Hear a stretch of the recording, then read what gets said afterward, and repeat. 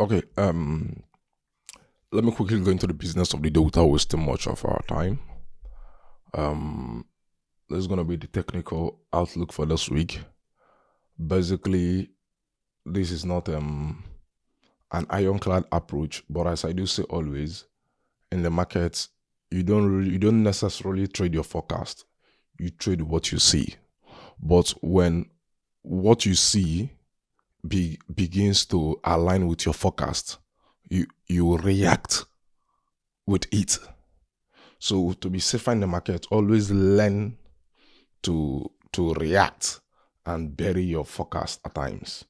Now, in the market, again, you don't just trade the market, you trade your strategy in the market. That means if the market does A, you will do B, and you should be expecting a C. You put it this way, you're gonna say if the market do X, I'm gonna take the Y step, and with a probabilistic approach, you should be expecting a Z. So we are looking at currently Eurocard 4 hour time frame, and if you watch, I've properly, should I say, to the best of my knowledge, I have labeled the charts. This actually, whenever you look at my chart, this is what it looks like. Beforehand, I always mark out levels of interest. Levels of interest. These are where the market approaches. I will throw the price action on those levels. Yeah, these are levels where when the market enters, I will trade the price action on those levels. So quickly, let me just jump into this chart and just give one or two explanation. There are a lot of markings here with a lot of technical concept or terminology or jargon, whatever you want to call it, but I will not be going in depth to break them down, but I will just explain what to do and what not to do. Looking at the chart from this point of view, we should be expecting two things from Eurocard this week. Now, on both sides of the 4 hour, you should see something, a trend line and a trend line. Basically, we don't trade the trend line; it's just as a control. It's just as a control. It's when the market breaks through it, and that's an indication of liquidity. So we should be expecting a move or a spot to either direction. So if the market breaks through this point and maybe breaks through these very points, now let me say something like a London session, I should buy to this very point. And if we you're gonna enjoy this very market now if you find yourself, if you understand how to trade based on session. It's not just rushing the trade. You have to understand how certain pairs react in certain sessions, but that's not what I'll be covering here for now. So if the market gives me a break of this very level now to the upside, I'm going to place my stop loss behind the very other block that was basically or primarily responsible for the break, and I'll place my stop loss few pips below the other block and I will buy. So let me take this off for now. But there is this level of interest up here which is yet to be mitigated on the 4 hours, this other block here, and if the market gets into it and I noticed with the price action and I detect a break in market structure, I'm going to pull the trigger for a sell, and I'm going to be selling with 22 pips stop loss just above the other block. It has been refined actually. I refined it from the lower time frame. So, and I'll be heading for this roughly 134 pips. So I'll be risking 22 for 134. And in case the market gets out through this zone, through this level, it breaks to the downside, and I look at market structure and price action, it aligns with my strategy. And when market gets to this flip zone and I notice a breaker block and the market does this kind of break and retest approach, and when I notice that everything is beginning to align with my supposed approach, actually there's an order block here, and remember I labeled this place. This is a flip zone. So when the market approaches this very order block and breaks through it and does a break and retest kind of thing from this flip zone, I will place my stop loss above, few pips above the flip zone, and I'm looking forward to risk 20 pips, and I'll be targeting this 4 hours imbalance equilibrium. This 4 hours imbalance equilibrium, I'll be targeting this level. And that's going to be risking 20 pips to go for 187 pip. 90% of the time, I love swing trading. I don't like sitting down before my computer.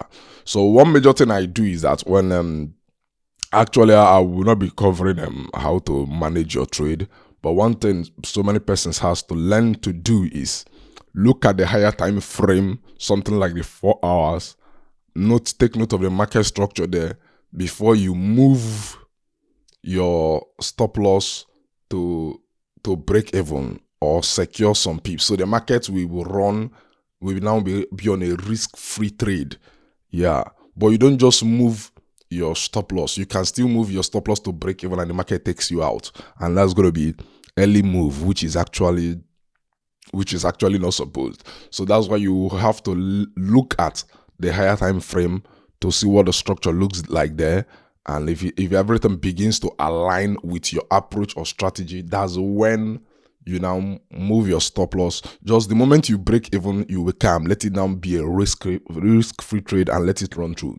So if you go to the 1 hour, you see that everything is actually labeled, is actually mapped out. So anything the market does, I follow the footprint. If it goes this way, we are buying, and we are buying. Maybe if it breaks through during the London session, I will be buying, targeting this level, and in case we get to something like the New York section, and I notice a break in market, a change of character, a break in market structure, I should be expecting a reversal to this very trend line, owing to the other block that sponsored this move from the 1 hour time frame. So just a very, very simplistic approach. I don't like leaving it complicated. Trade what you see, react to price action, react to what the market is doing. Your forecast is fine, but learn to react more than you forecast. That's your edge as a trader. So quickly, let's jump over to GBP, JPY. This the technical outlook for this week. Let me move this to the 4 hours, and the technical outlook for this week. If you watch these, let me take these away. So let me take these away. Not this one, but this one. Okay. Shift this a bit. Okay.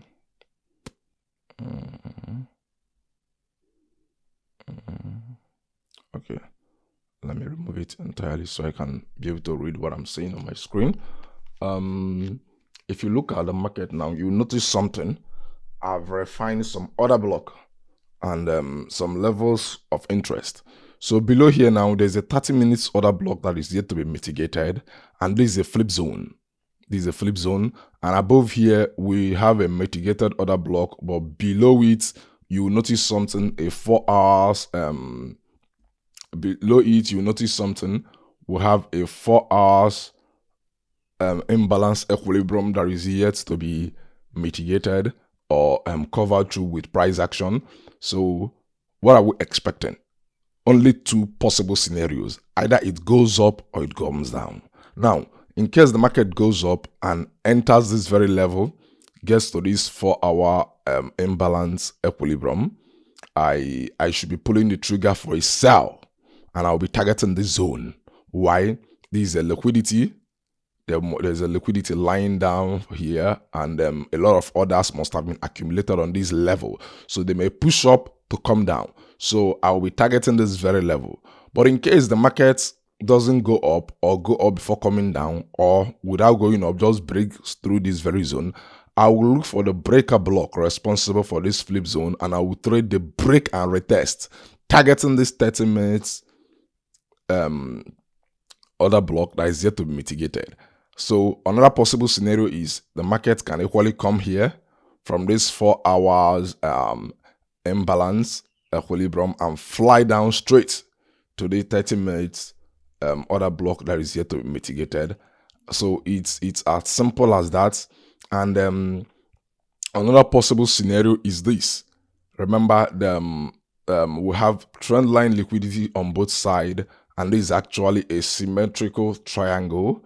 So it's actually accumulating orders, getting ready for a sprout, a boom to either direction. So in case the market breaks through this very block here, or this very trend line here, and remember is our control indication of liquidity. If market breaks through this very one, we should be targeting this very zone. So I don't really know if this is going to happen this week, the breaking of this very 4-hour liquidity trend line. But in case it does, maybe if it breaks down to this very zone, I will be targeting this very level. And I should be looking forward to like that's roughly wow. That's much of a peep. That's much of a peep. Well, nice. If it breaks down to it, I should be looking at something of this level. Wow. So I should be risking like 18 peeps to get away with these 100 and something peep. So that's just it. Don't get it complicated, please. Keep it as simple as you can. Don't get it complicated. Always learn to do something. Always learn to trade what you see. Always learn to trade what you see in the market.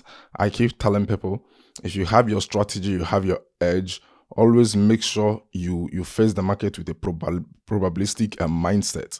If A doesn't happen, B may happen. The market does only 3 things. It's either it goes up or it comes down. So why trying to predict something you don't really you don't really control, or fight or pull through something you know that it's always right? I tell people, regardless of your forecast, whatever the market do is right. So the only thing you have to do is to face the market with a very nice stop loss and very excellent risk management approach. If not, you mess yourself, you mess your account. So don't just hold firmly to a wrong bias thinking that the market is going to notice or respect your forecast. No, but just react. Just the way I'm doing something now. I'm just showing you what I'm doing. I'm showing you my intentions. I'm just going to react to what I see. So anything the market decides to do at this point, I will just react to it. I will simply react to it. So we may not break out of this 4 hours triangle, symmetrical triangle this week. We may travel through we may just travel down or up and down again, or we may just travel up, come down. So just expect a move within this very place. But if you actually followed my strategy or my approach time and time again, you should be able to know how to actually control your moves or your biddings inside the price action of the market and alongside market structure. And then you should be able to gather at least a good number of peeps. There is enough there's enough peeps in every session. There's enough peeps per week. As far as the pair is moving, there is money coming and leaving the market. Control your risk. I don't care how excellent your strategy is. Sometimes you'll be taken out by stop loss, but once you can control the risk, the money is going to keep coming. In the long run, it doesn't matter. As far as you have a good an excellent risk to reward approach, the money will still keep coming. Yeah. So everything I showed you now is on the 4 hours. Then though I did that through the 4 hours just because to enable us to see the big picture. But or if you go to the 1 hour, that's lots of move. Then go to the 15 minutes. There's lots of move. I've actually refined my entries, so waiting for the market. I'm now the person waiting for the market. I've refined my entry. So what you yourself you got to do is maybe copy everything you've seen on this chart word for word, paste it on your chart, and wait for the market to come to you. Wait for the market to come to you. Do not chase the market. If you chase the market is going to make a mess of you. It's going to make a mess of you. Yeah. So wait for the market, trade the price action, take note of everything you see, and it will not be long. All those things will begin to take shape in your mind, and you begin to see the big picture. Everything is going to get clearer and clearer and better. So go to the 15 minutes. You will see how everything looks. So you're gonna see this is actually a nice flip zone.